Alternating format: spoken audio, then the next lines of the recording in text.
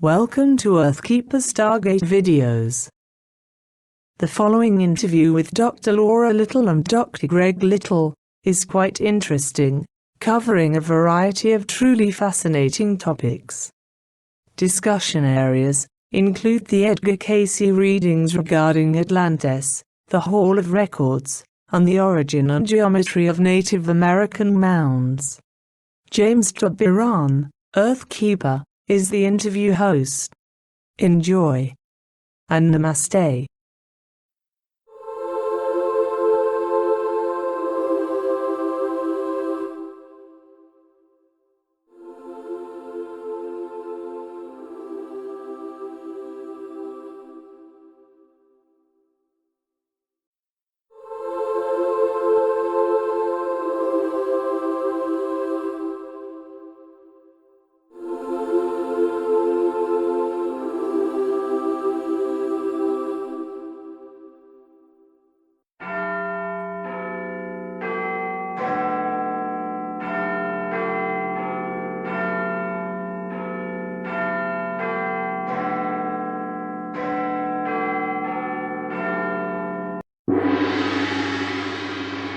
Welcome, everyone. My name is James Tiburon, and you're listening to Earthkeeper Stargate Audio. I'm very excited today. I've been waiting a long time, in fact, to meet and to interview these two amazing people that have kindly agreed to be a part of our program today. And that is Dr. Laura Little and Dr. Gregory L. Little. Dr. Laura Little is a prolific writer, researcher, and speaker, and she and her husband Greg are two of the world's leading experts on Atlantis and the legendary Atlantean Hall of Records. Laura has been drawn to the extraordinary myths and stories of Atlantis since childhood. She is an honored and certified professional psychotherapist and has pursued ancient mysteries with great passion and brilliant academic focus.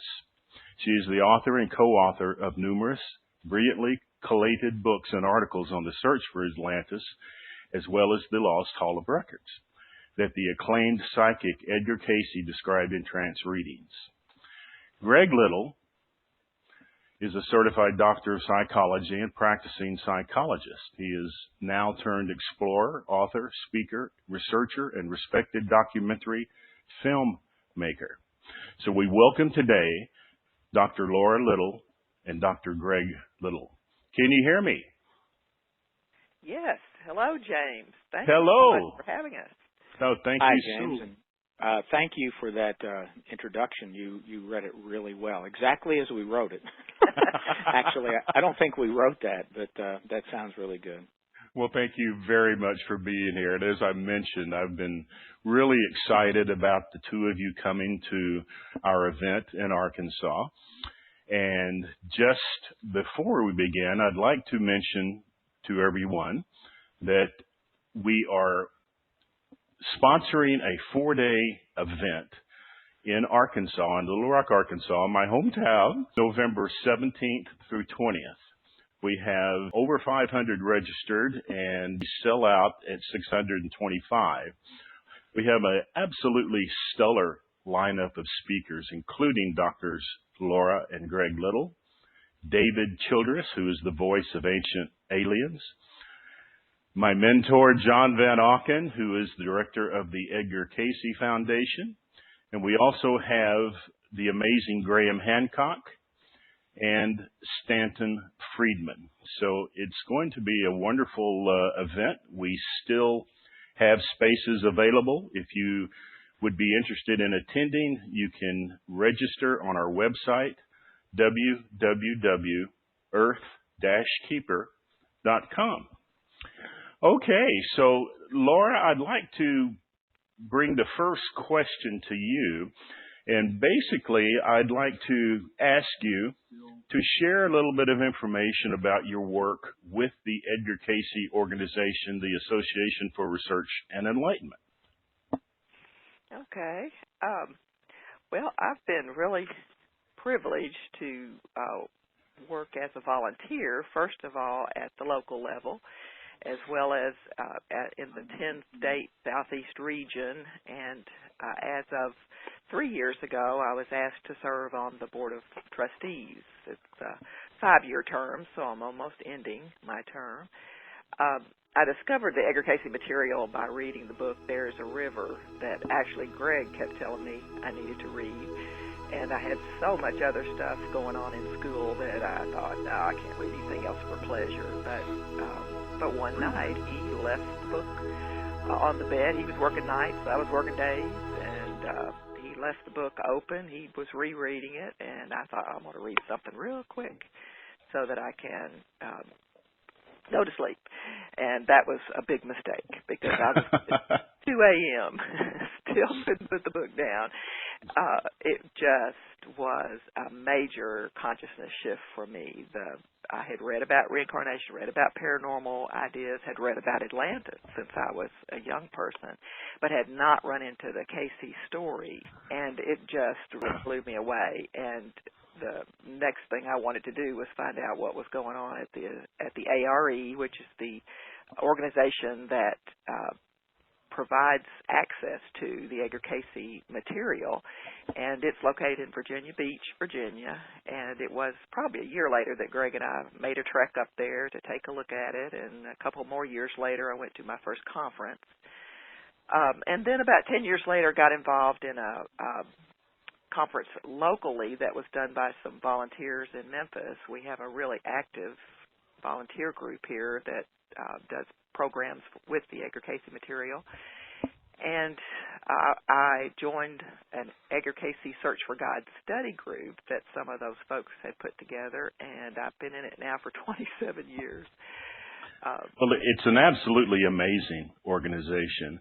And in my opinion, the Edgar Cayce Foundation and the Association for Research and Enlightenment is the most important spiritual/metaphysical organization on the planet.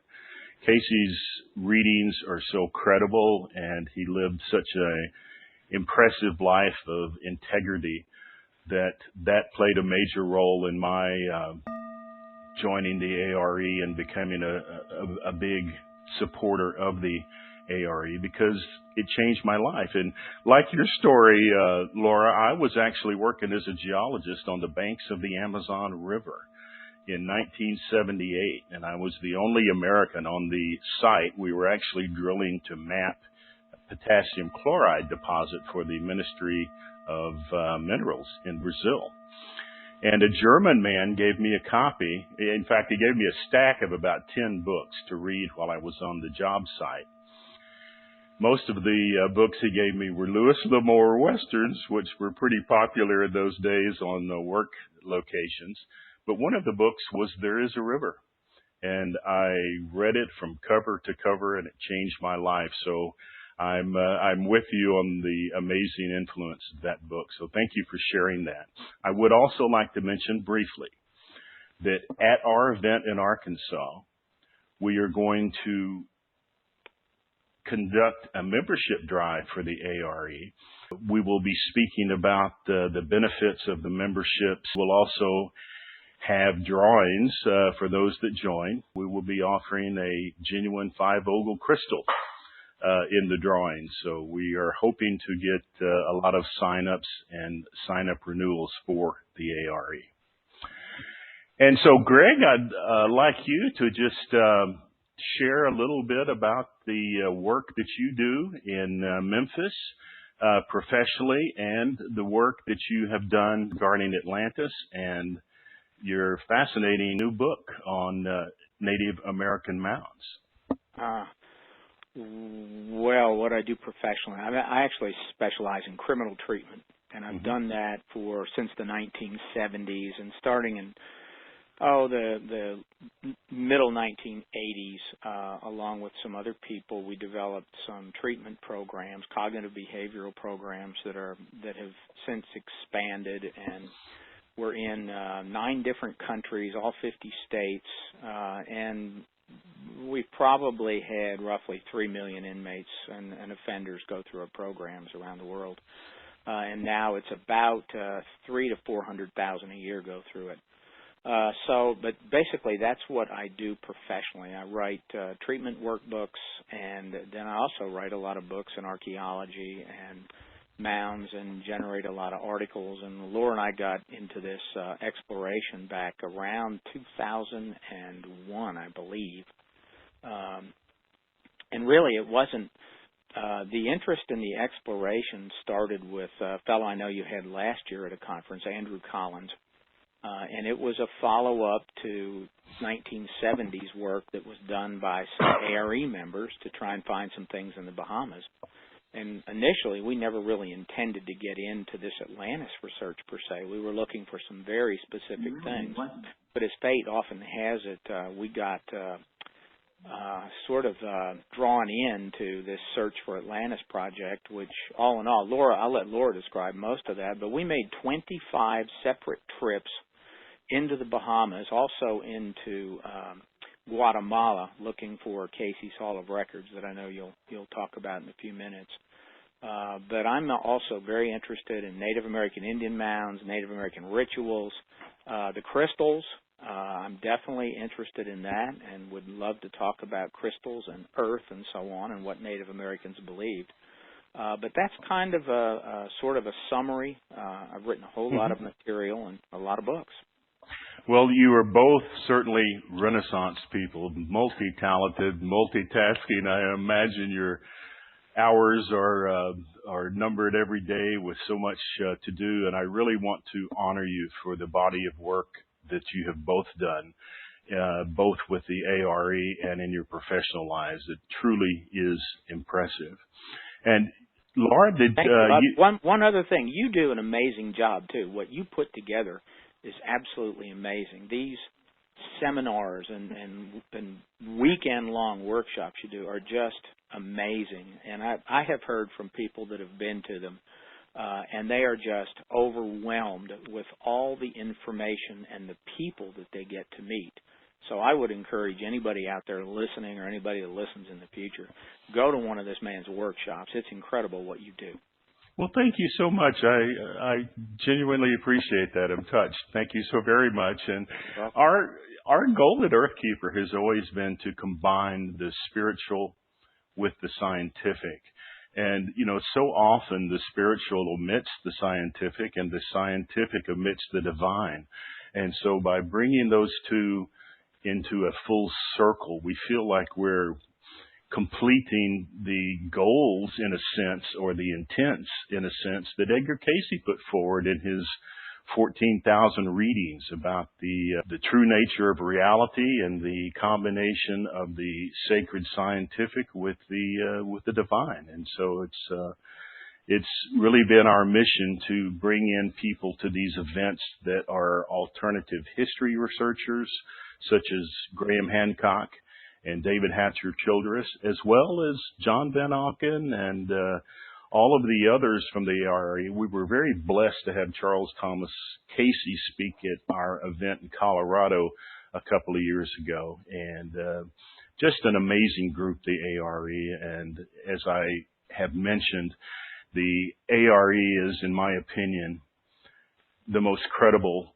spiritual metaphysical organization on the planet. And it really is modern. It is, there is incredible scientific data.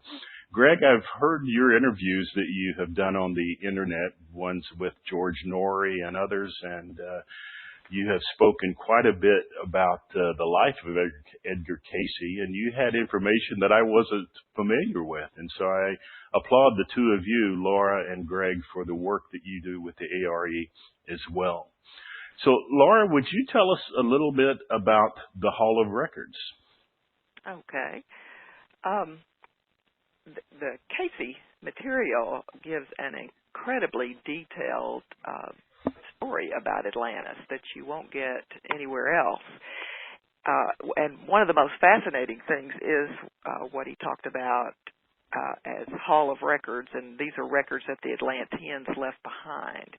Now, lots of people, including Plato, have written about Atlantis, but oftentimes the clues that they give us are hard to follow up on. In Cayce's particular body of information. What's really exciting is that the Hall of Records are something we can follow up on.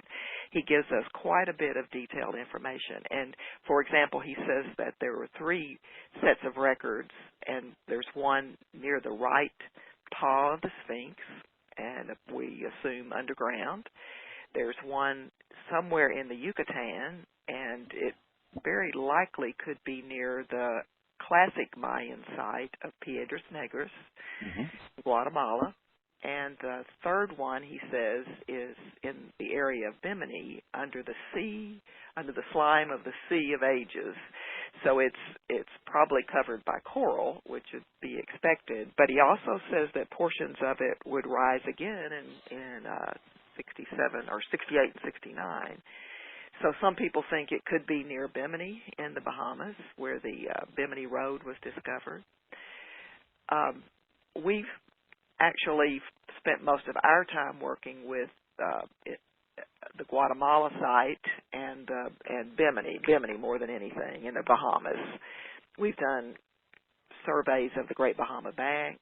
We've done a lot of analysis around Bimini and around Andros. There's a almost duplicate set of stones to the Bimini Road near Andros that we named the Andros platform, that we sort of found by accident, thanks to a salvager and a dive operator in the area. We've done aerial surveys of the Great Bahama Bank, looking for anything that might be a sign of a building, underwater building.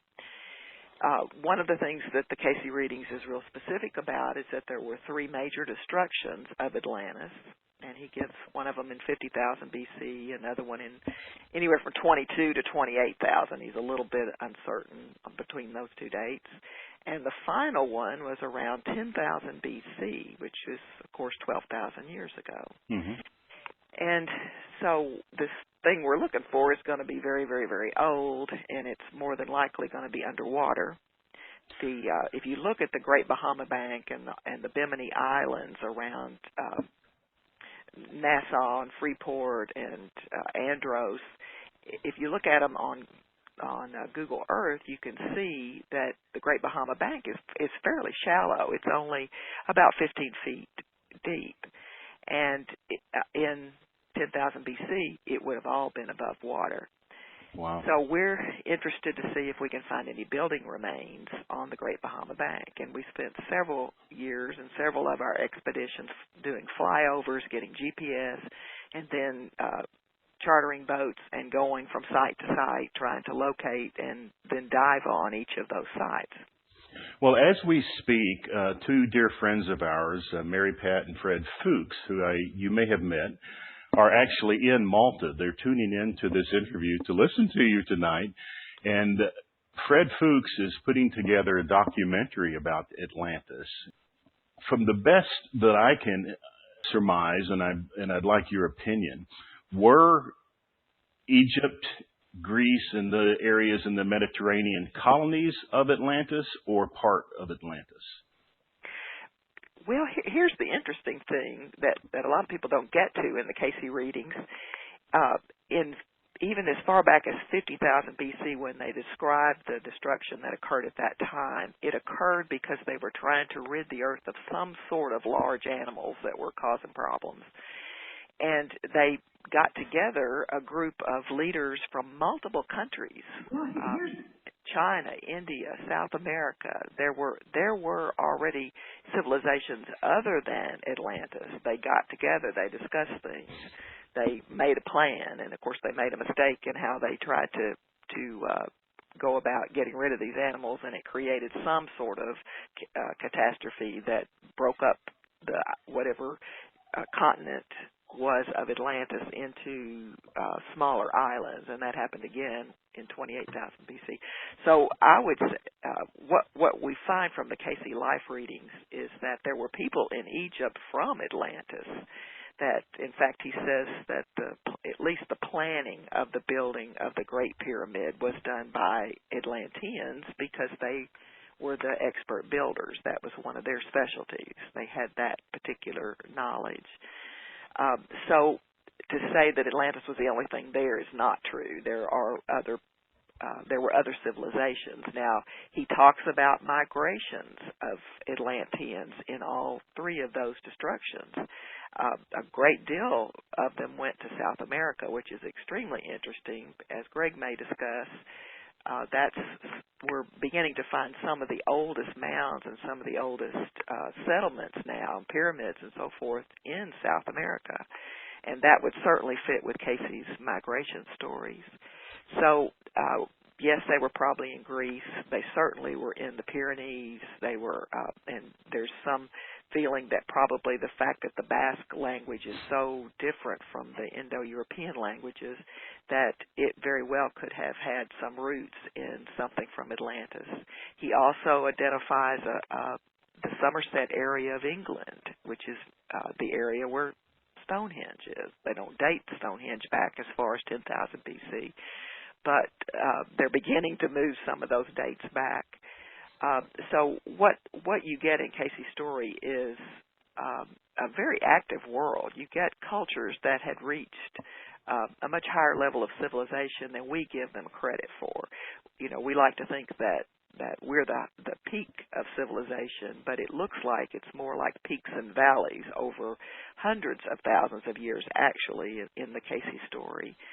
So there were people in China, there were people in India, there were people in South America, in some parts of North America, in Europe, and in the Middle East, and also Africa. He talks about Morocco and some of those areas. So there's just a lot more we don't have scientific evidence for yet. The work that you and Greg have done toward exploring locations for the Hall of Records is really, truly fascinating, and I'm really looking forward to hearing you speak in Arkansas.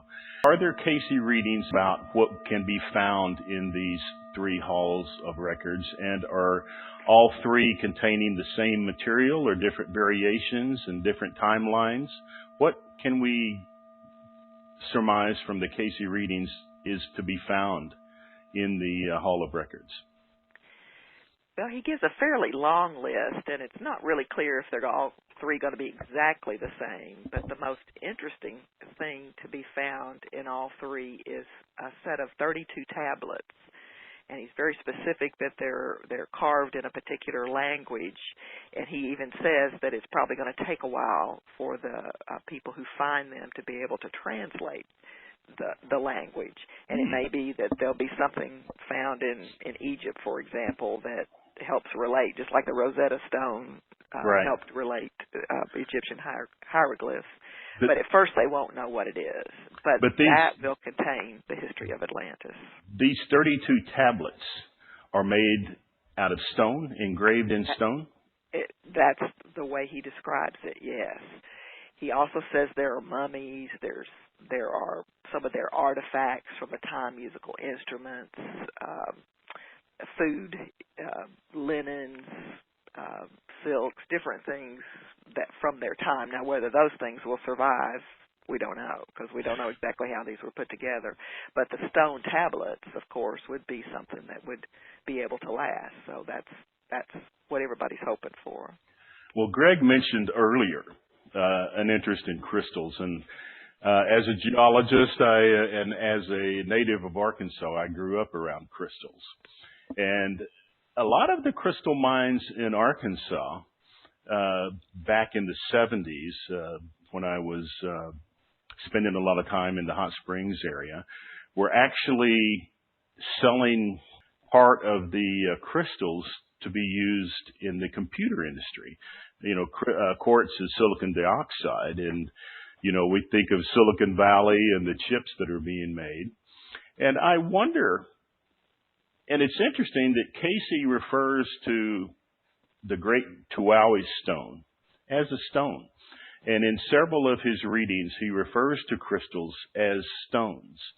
And I was wondering, if the Atlanteans have, as I believe, this highly advanced technology, might it also be possible that they would record some of these records on a silicone chip of some sort, perhaps even a crystal? certainly could be. It's not particularly laid out in the Cayce readings that that's the case, but who knows what might be if they are stones, and if they were to be crystal stones, there might be more involved than just what's carved on them, and maybe the time will be right. That's one of the things that the readings are real clear about, that these halls of records will not be opened until the time is right in man's evolution. So maybe we have to evolve to the point where we even understand that a crystal might have more information in it, or a stone might have more information in it than what's carved on the outside. And at the time Cayce made his readings, no one would have understood that information could be encoded in crystalline structure. Nobody would have understood that at the time. And what you're saying there, James, is probably very intriguing, and it's very interesting. Crystals, of course, hold tremendous amounts of energy in them. Native Americans held them in very high regard because they were considered the most condensed form of spirit possible. Wow. Earth was the most primordial, but the crystals were the most condensed form. And, of course, they used them in rituals. Even shaman used them very often. I may try to demonstrate one of the uses at your conference if we can get all the lights out. But I'm not sure you'll be able to get the emergency lights out. But I think that's a really interesting idea, that they could have encoded a lot of information in crystal structure. You know, recently, like 2 years ago, Hewlett-Packard came out with what they called the super memory chip, and they took quartz and modified it slightly. And the publication that was released stated that this super quartz had the ability to store this incredible amount of data, just an enormous amount of data. They said it can take the entire history of the world and everything and store it in this one chip, and that this chip would outlast humanity, that these chips could retain that data for over 1 million years, according to the article. So that I'm familiar with that. I kept up with that when it came out, and it was actually amazing. And of course, the development of the cloud, which is misunderstood by a lot of people, but the development of that kind of put this keeping everything at home, say on a crystalline sort of hard drive, kind of fell by the wayside with the cloud. But of course, the cloud is also a way where someone else controls all your information. Mm-hmm.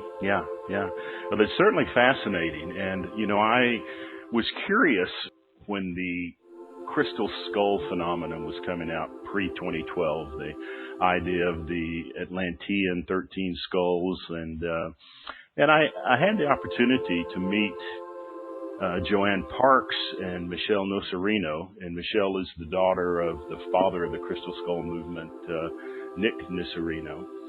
And I wondered if perhaps the idea of the crystal skulls, and I had a discussion with John Van Auken about this, if these were perhaps computers, if these were capable of projecting images, projecting data.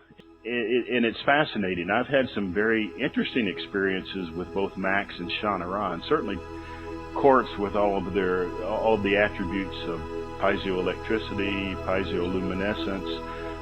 Quartz is an incredible mineral, and it does store data. It does transmit and project, and so it would be an interesting possibility if some of these ancient crystal skulls are actually programmed computers.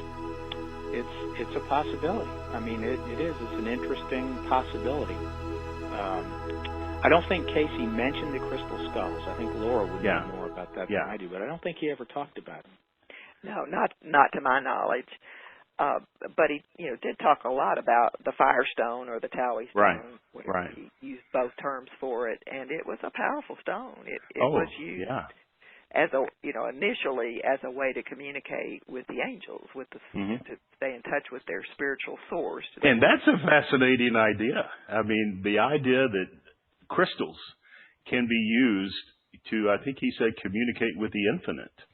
And that's a intriguing idea. and something that I'd like to speak a little bit about in Arkansas as well with crystals. And I'd like to show you some of these 5 Vogel crystals that I work with. They're really, really interesting. And Dr. Marcel Vogel developed those.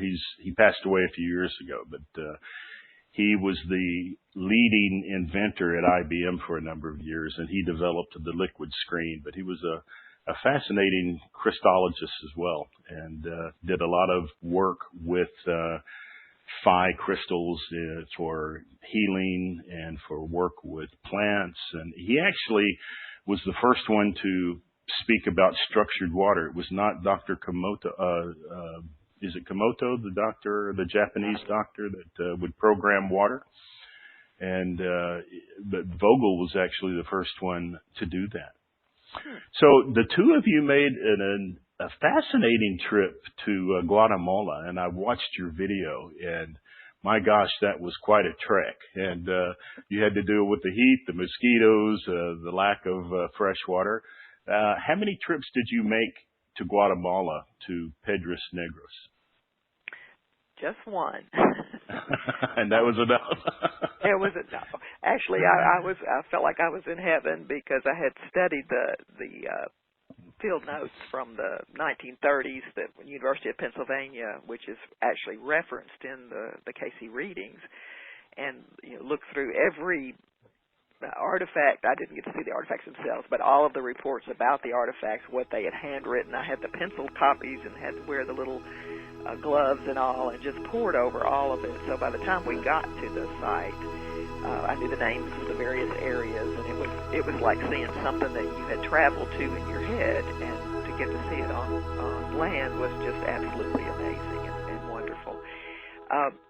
One of the issues with Guatemala is that this particular site is on the Usumacinta River in Guatemala, which is a border between Mexico and Guatemala. And we saw it as we were there. Every day there was a boatload of people at the same time, or several boatloads going by, up and back. It'd go one way and it'd be full of people. It'd come back the other way and it'd be empty. Yeah. Most of the people had backpacks, and most of them were young men. And we suddenly realized this was the immigration issue. This is the early 2000s. Right. But there's also a lot of drug smuggling that goes through there. And my understanding is that it's gotten to be less and less safe area. It wasn't safe when we went, but they did have guards that escorted you around the site. So it's really not only a dangerous place, but it's kind of hard to actually dig and find anything also, because you need to have archaeological credentials to really do any kind of digging. But what was most fascinating to us while we were there, the place, of course, is just hot as it can be, and you feel like you're in a sauna the whole time you're there.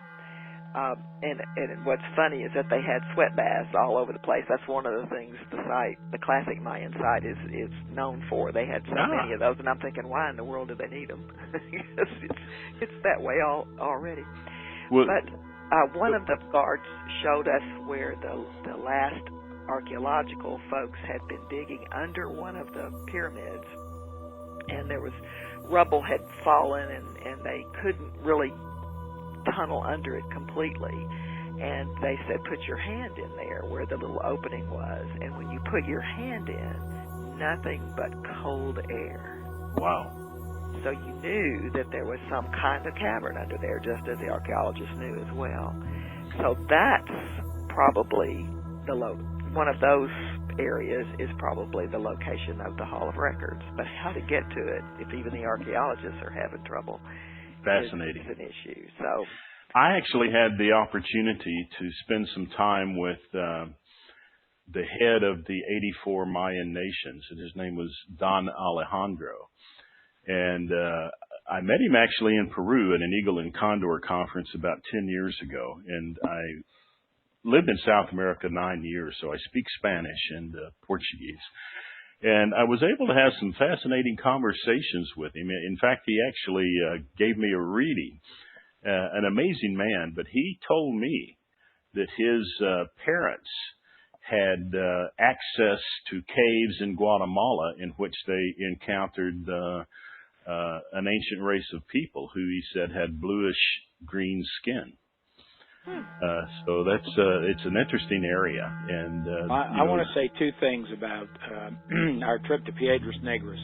Number one, we had to sleep in what was essentially a pup tent that was put on a sandy bank of the Sumacinta River, and if you walked out of the pup tent and looked around on the banks of the river, there are these huge stones, and there are freshwater crocodiles there. So we could see them, and you wonder about that while you're there. It's like, what in the world?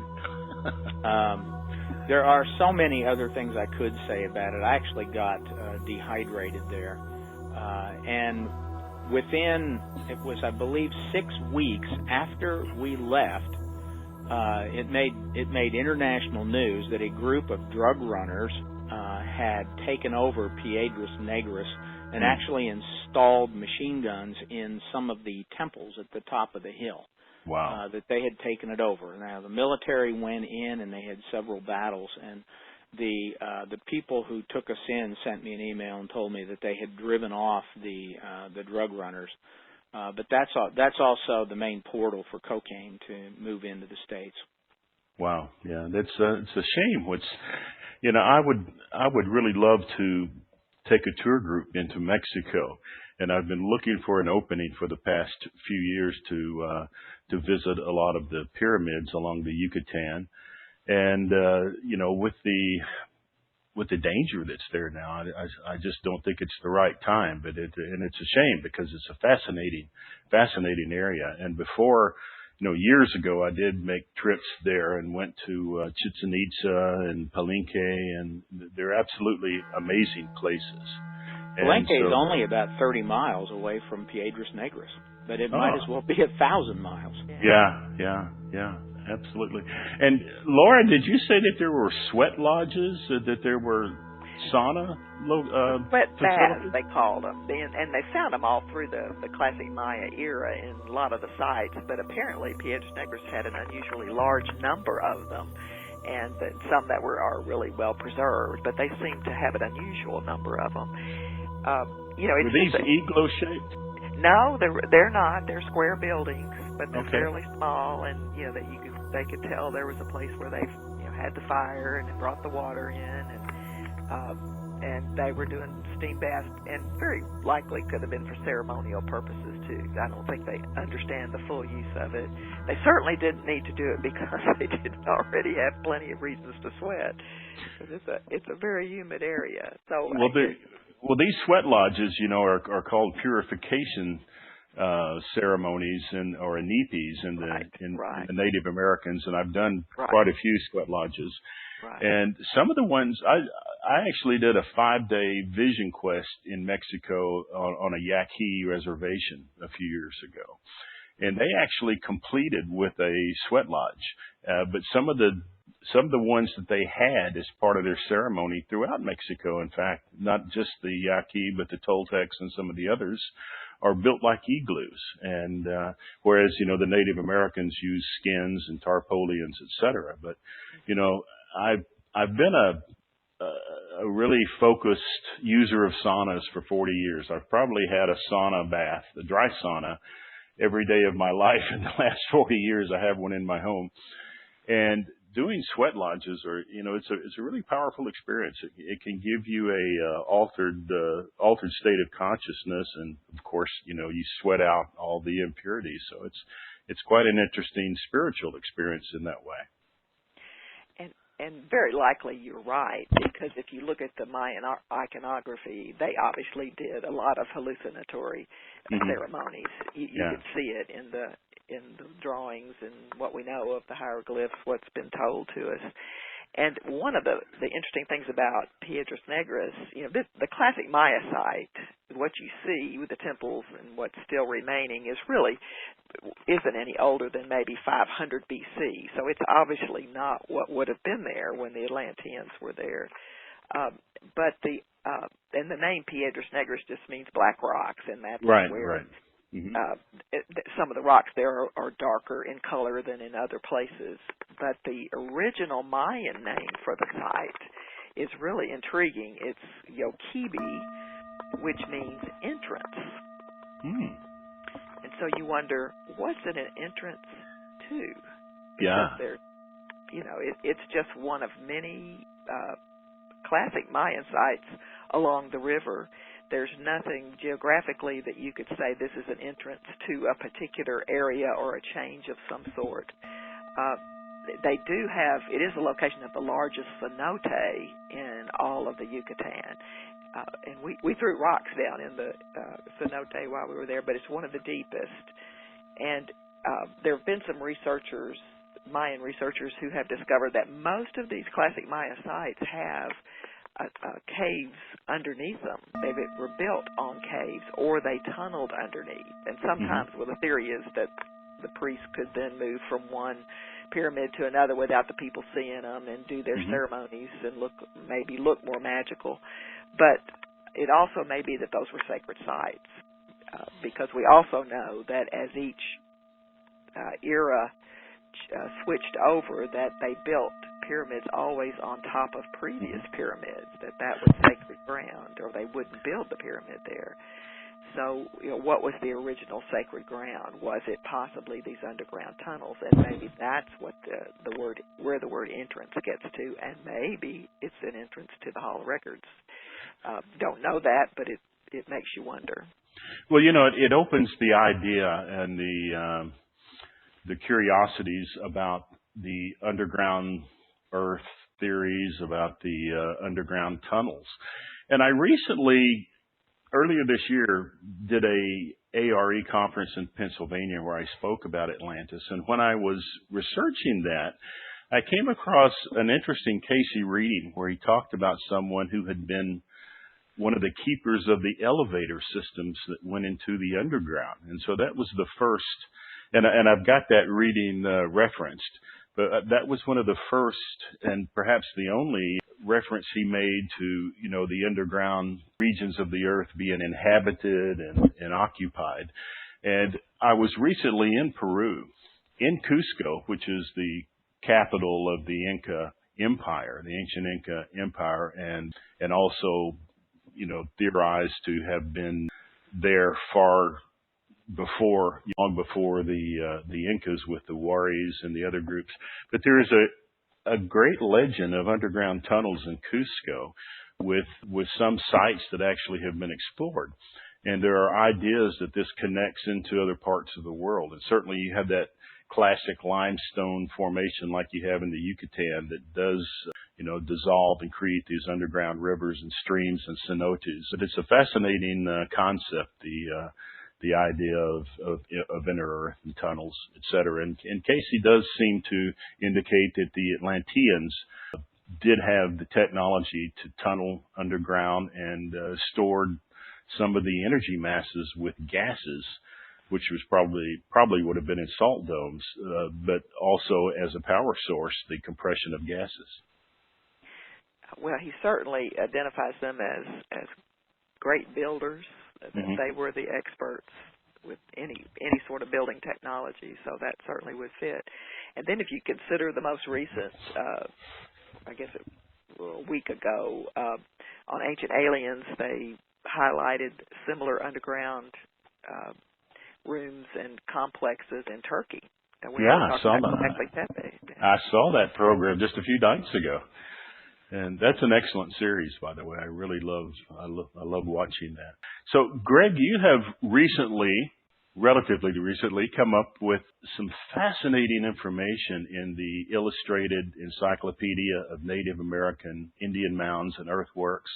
Before that, both you and Laura worked with John Van Auken on the book of Mound Builders. And Greg, your book, Path of Souls, is absolutely fascinating as well. How did you get interested in the Native American mounds and cultures? Was it through Cayce? No. It was through a series of dreams. That's really the truth. I had finished what I'll call my first book it was around 1983 when I had finished it. And, of course, back in those days, you would mail manuscripts off and you'd wait for publishers to answer. So in the interim, while I was awaiting publication of that first book. I had a series of dreams for, as best as I recall it, roughly 10 nights in a row. And Laura was involved in all this too, but in essence, in my dreams, and these came out of literally nowhere, I was standing on an Indian mound, and I took a picture in the dream. This is in the dream. I'm on a mound, and I take a picture. And then I'm on another mound, and I take another picture. And I'm on another mound, and I take a picture. And this went on all night long, night after night after night, for roughly 10 nights in a row. And it was strange because, and this is an accurate statement, everything I knew about Indian mounds written on the back of a postage stamp. I don't know if any of your listeners know what a postage stamp is, but it's a very, very small piece of paper, and I didn't know anything. Nothing was taught about Indian mounds in history. Very little history of anything Native American was taught. I don't really recall anything in high school or in college, or even taking anthropology, anything on it. So this came out of nowhere, and Laura and I had I'll simply call it sort of a vision of a spider, and we went to a mound site in Memphis and saw this spider, and I suddenly knew what I needed to do was to go to every possible Indian mound site and try to document what was left of them, take a picture of them, write down the details, and so on. So that started in 1983 approximately, which was insane because I had no idea how many there were. I had no idea of the history or how much work it was going to be. And it's been a project that has gone on since then. We've taken every real opportunity we could to go to every site, wherever we were, wherever we traveled. And we did a lot of traveling for about a 10-year period, virtually every week. So we accumulated thousands and thousands of photographs and went to literally thousands of sites. That encyclopedia you mentioned, the new version of it, the 2016 version, the second edition, has roughly 3,000 mound sites in it. But that was the project. There were probably 1 million mounds at one time. There's probably 100,000 of them existing today, and most people simply think of them as small conical heaps of earth that have a burial in them. And that's true in some cases, but that's not the whole story.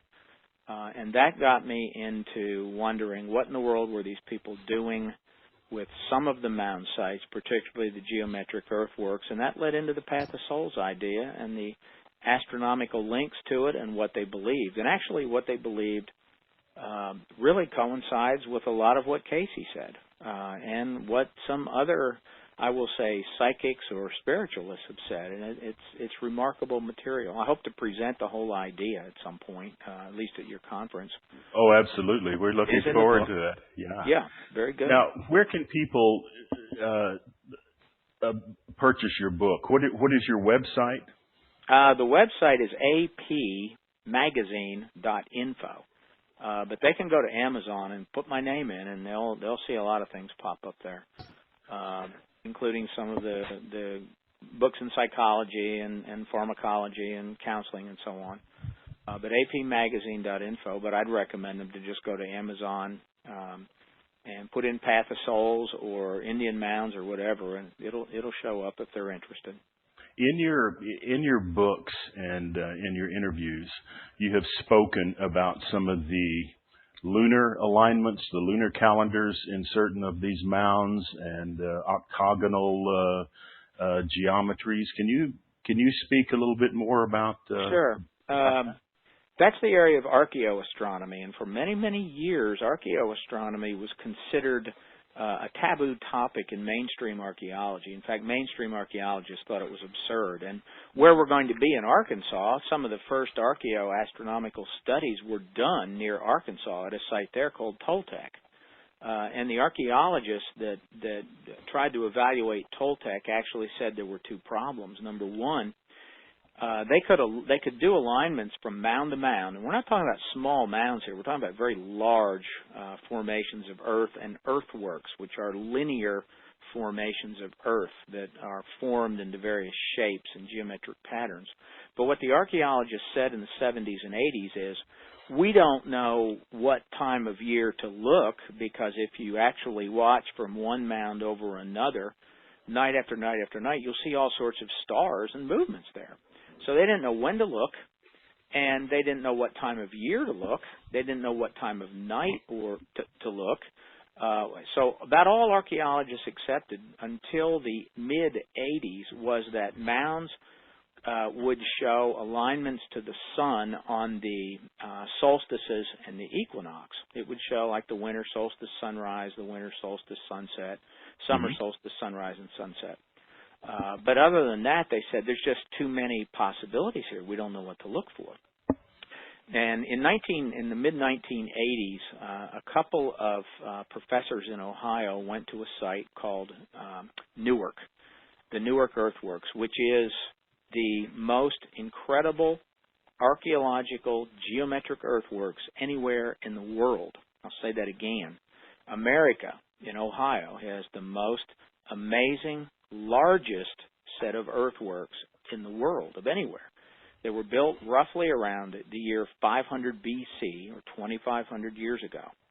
And they actually have earthworks that extend 56 miles to Chillicothe, Ohio, from Newark, to an almost identical set of the same thing. And what it is, there are these earthen walls that form circles, outer circles that are roughly 15 feet high, forming a perfect circle that generally enclose 30 to 50 acres.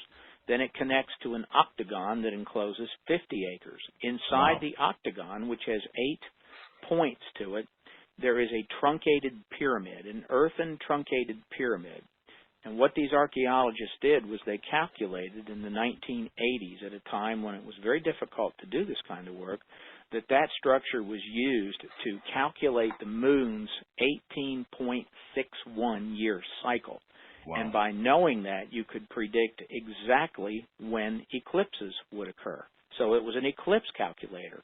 They then followed this 56-mile-long earthwork, which was actually 2 parallel walls of earth forming what was basically an interstate highway. They're about that wide. So you had these walls of earth on the outside and a flat walkway in the center going 56 miles to an identical set of a circle and octagon, and it calculated the exact same thing but at a different time of the year.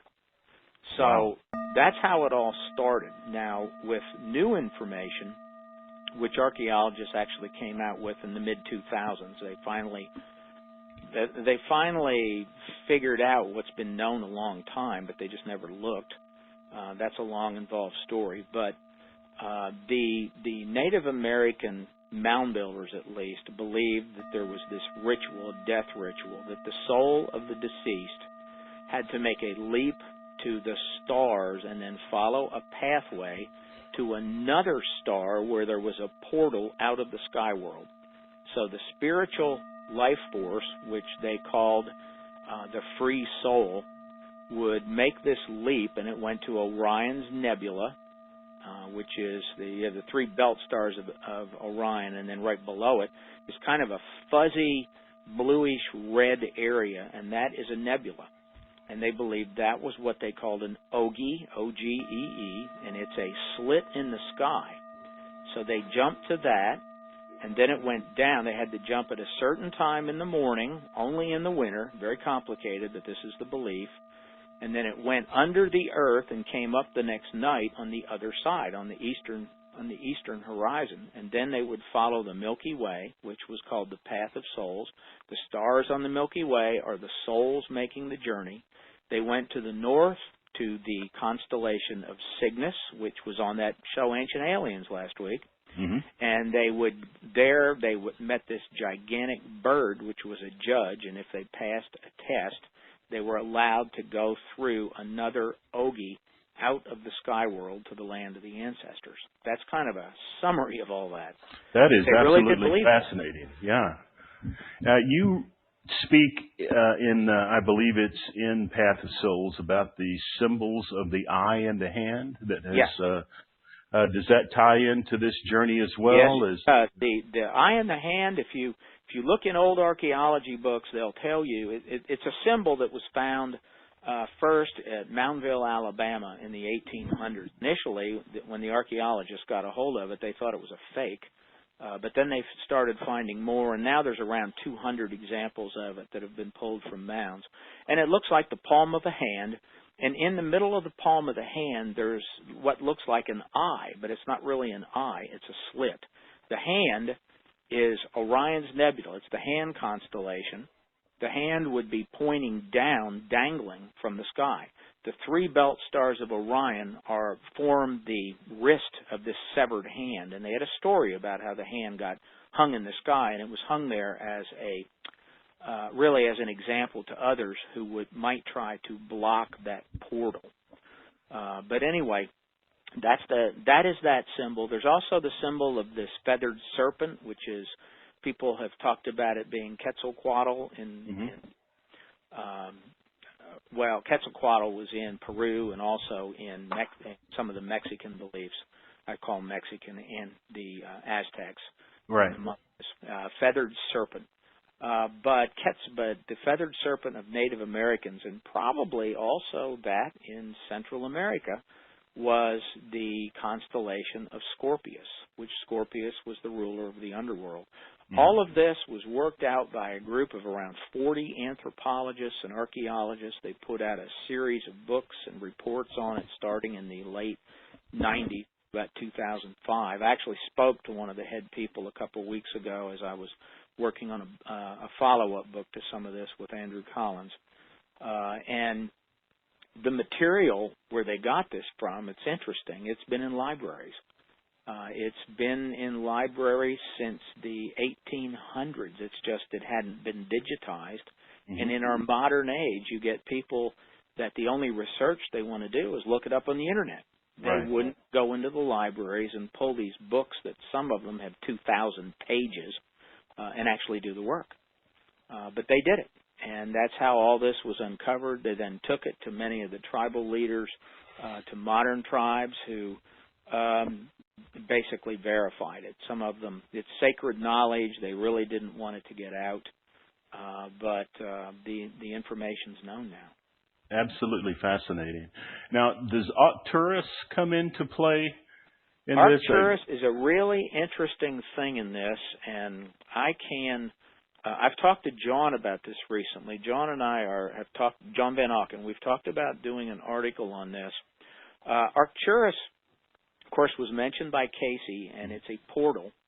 And Arcturus, most people don't know this, but Arcturus is not really a native of the Milky Way. It, and along with about 30 other stars that Arcturus is dragging with it, actually moves through our Milky Way back and forth in a long, long cycle. And Arcturus is not meant. Now, Native Americans didn't use the same names for stars that we did, nor did they use the same names of the constellations. Obviously, there was a hand constellation, and there's a feathered serpent, and there was the eagle, which was the Cygnus constellation. The Pleiades was important to them. But I have seen some things that have mentioned Arcturus, but Cayce talked about it as being a portal that souls move back and forth into this galaxy on, and it's interesting. I'm being hesitant in giving out the information on it because the fact that it's not actually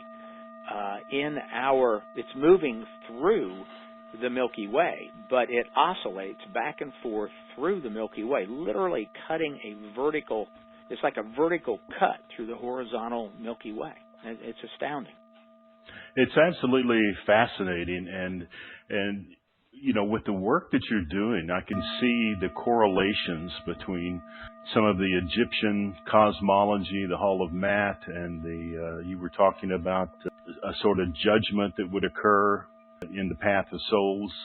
And yeah, so it is an almost identical belief system. It makes you wonder, why did all these people have an identical belief system? And we know the Egyptians believed in Orion. And if you believe in Andrew Collins' work, which I do, they also saw Cygnus as very important. Absolutely. Andrew gave a absolutely fascinating presentation about Göbekli Tepe and the Swan, and he's an absolutely remarkable researcher. And I see that he has written the foreword to Path of Souls. Yeah, he wrote a really extensive foreword and an afterword, and that is the basis of a book that we're working on together right now, which is a follow-up to his newest one about Göbekli Tepe, and then the Path of Souls, where we're combining it. And we're trying to trace the tall ones, I'll call them, the large skeletons that the Smithsonian pulled out of Adena-era mounds in America, and trying to trace their genetic lineage, which I know we haven't talked about genetics any. At your conference on the first day that Laura and I talked, she's going to give an overview of what Cayce said about Atlantis and what happened and where they went, and then I'm going to give an overview of the genetics, because there's some real strong evidence that what Cayce said is true, and we probably know what Atlantean DNA was or is. It still exists. That's fascinating. And in one of your interviews, Greg, you talk about 8-foot skeletons being found in portions of Missouri and Arkansas. Yeah. And Cayce spoke about Atlanteans being, I think it was 12 feet tall and well proportioned. He did have, I think there's 5 readings that talk about giants in the past and very tall, large people. The Smithsonian actually pulled 17 7 to 8 foot tall skeletons out of mounds in the 1800s. And then various archaeologists have pulled out 7 and 8 footers from American mounds. And that's something that archaeologists just despise. They just hate that information. They don't deny that, but they deny anybody above 8 feet has ever been found. And I can't find in any of in the actual archaeological reports where they found somebody above 8 feet tall. But there's far too many of these 7 and 8 foot skeletons that they found in really fabulous tombs at the base of mounds, in sub-mound tombs. And they were clearly the elite, the shaman and the priests, perhaps the chiefs, but I would say most of them are the shaman. And there's far too many of them statistically. We actually did a statistical study of them. And archaeologists have looked at that statistical report, and they said, okay, this is the Adena elite hypothesis, that during the Adena period, the shaman were all exceptionally tall people. So the question is, where did these people come from? And where did they get their beliefs? Absolutely. Well, we're coming toward the end of our hour, and if we can just take a few more minutes, I'd like to open it up, and we can take perhaps 2 or 3 questions from we have over 500 people listening by web and a couple of hundred by phone. And so if anyone would like to pose a question, you have a tab to do that. And I do have one question that's come through now, and it's for Laura. The question is, was there a recent discovery in Giza that indicated the Hall of Record that came up in a recent sonar confirmation? My understanding from John Van Auken is that there has been a sort of an X-ray process used, but on the Great Pyramid, not on the Sphinx. If something has occurred around the Sphinx, I'm not familiar with it. Well, Robert Schoch was speaking not too long ago that they were doing sonar around the Sphinx, and that there is a room down there that they think could be the Hall of Records. And this is fairly recent. This was an interview that Robert was doing maybe 6 months ago. And it's really a shame that we can't get down there, and there's so much happening, I suppose, in Egypt that makes it politically precarious right now. It really does. I would suggest the questioner might be interested in Andrew Collins' book, Beneath the Pyramid, because he talks about the caves under the Giza Plateau that started the Temple of the Birds and moved toward the Sphinx. And there's some push to try to get that completely not excavated, but explored, and it leads directly to the right pole of the Sphinx. So chances are it's all part of the same thing. And to realize that Cayce spoke of this so many years ago is absolutely fascinating. So we'll take one more question, and this one is for Greg. And Greg, this is John in Maryland, and he is asking, what do you think is the single most impressive mound in North America? Well, the most impressive mound would be the largest in terms of impressive. That's in Cahokia, Illinois, which is across the Mississippi River from St. Louis. It is 100 feet tall, which is a 10-story building, and it has a base of 14 acres, which is 1 acre larger than the Great Pyramid. There were 120 mounds at the site. There is a huge stone structure inside of it that was discovered in the 90s, but no work has been done there. No work will be done there on it because of laws. So that's clearly the most impressive mound. But if he's in Maryland, he needs to hop over to Newark, Ohio, and go to Mound Builders Golf Course. Seriously, it's Mound Builders Golf Course in Newark, Ohio. Well, that's fascinating. That's why it's so impressive. It is one of the few geometric earthworks in America that's been perfectly preserved, and it's because it's been a golf course and it's pristine. And the golf course can't do any work on it other than keep it maintained. And James, we've taken tours for A.R.E. to that particular site, and Greg even gives an overview of it the night before we're going to go see the site. And nobody is ever prepared for the immensity of it. And do you have one planned for this year or next year? Not so far. We've done some. Okay. We probably will in the next couple of years, but we don't have a plan at the moment. Well, that would be absolutely fascinating. So I want to thank the two of you sincerely for giving us your time and expertise and wisdom. You're both amazing people. I'm sincerely really looking forward to meeting you both. We hope that you'll have books available. We'll do a book signing, and just a brilliant amount of work that you two have done, and I want to really honor you. I feel a connection to you both, that spiritual family thing that Cayce talks about, the law of one, and perhaps many other lifetimes, but I truly admire the work you're doing. Your website is apmagazine.info, I-N-F-O. Okay, apmagazine.info? Yeah. Okay. And I've seen your website, and some fascinating articles and books can be ordered there, your own books as well as from Andrew Collins and others. We really look forward to meeting the two of you in Little Rock, Arkansas, which, by the way, is probably about 20 minutes away from Toltec Mounds State Park that you spoke about. I actually grew up in that area, so I've been there many, many times. One other thing, you do an amazing job, too. What you put together is absolutely amazing. These seminars and weekend-long workshops you do are just amazing. And I have heard from people that have been to them, and they are just overwhelmed with all the information and the people that they get to meet. So I would encourage anybody out there listening or anybody that listens in the future, go to one of this man's workshops. It's incredible what you do. Well, thank you so much. I genuinely appreciate that. I'm touched. Thank you. So thank you both very, very much. I'd like to encourage all the listeners to visit the Edgar Cayce website, which I believe is www.edgarcayce.org. We will be pushing a membership drive in Arkansas, and we do still have a few seats available. We've got over 500 signed up now, and we expect to sell out at 625.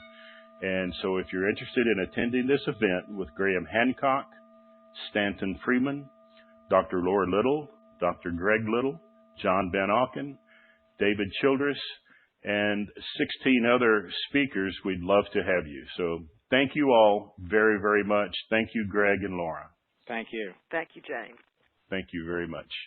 Bye-bye.